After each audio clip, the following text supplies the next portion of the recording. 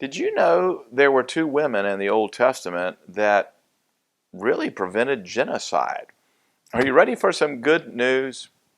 Though the ancient serpent, the devil, sought to destroy the, quote, seed of the woman, Christ, by his own obedience and set purpose, went to the cross, and in so doing, he crushed the headship of evil. It was all prophesied in the opening chapters of Genesis.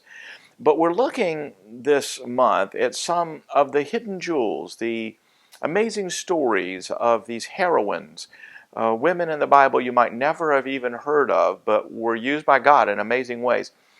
And yesterday and today, looking at the amazing ministry, this bravery and courage of these two women, Puah and Shiphrah, who were midwives. The evil Pharaoh had told these midwives that they were to destroy the firstborn males of the Hebrew women, but they refused to do so. They disobeyed the wicked command. Pharaoh brought them in and said, well, why are the male boys amongst the Hebrews still living?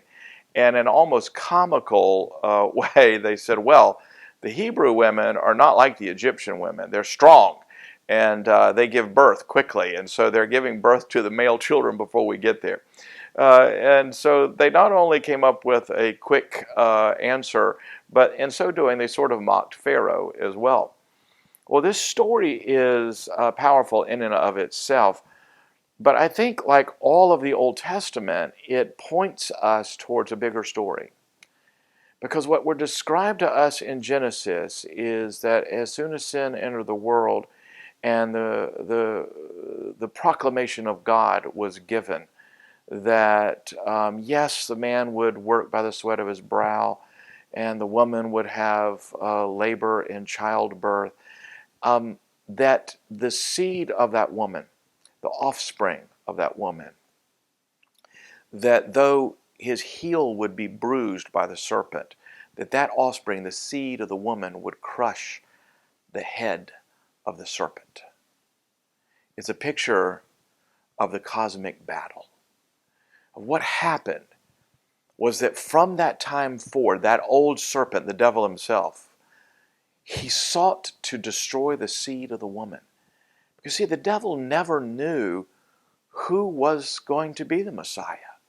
And I think when we see these stories like an evil, evil tyrant, Pharaoh, who some reason becomes so afraid that he wants to destroy every Hebrew male child.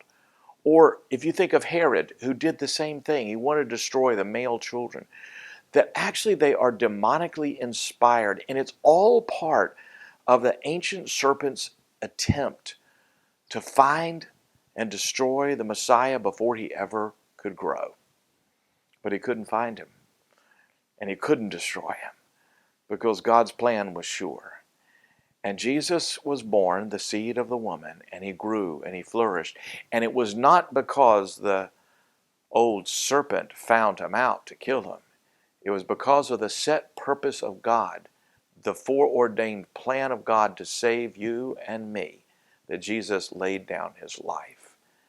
So Puah and Shiphrah, who were courageous enough to disobey the wicked tyrant, give us inspiration to do exactly what Paul said: resist the devil and he'll flee from you. You can have confidence in the spiritual battle because Christ has crushed the head of the enemy. And that's the gospel. Well, that's today's good news, and you can get more videos like it by clicking right here.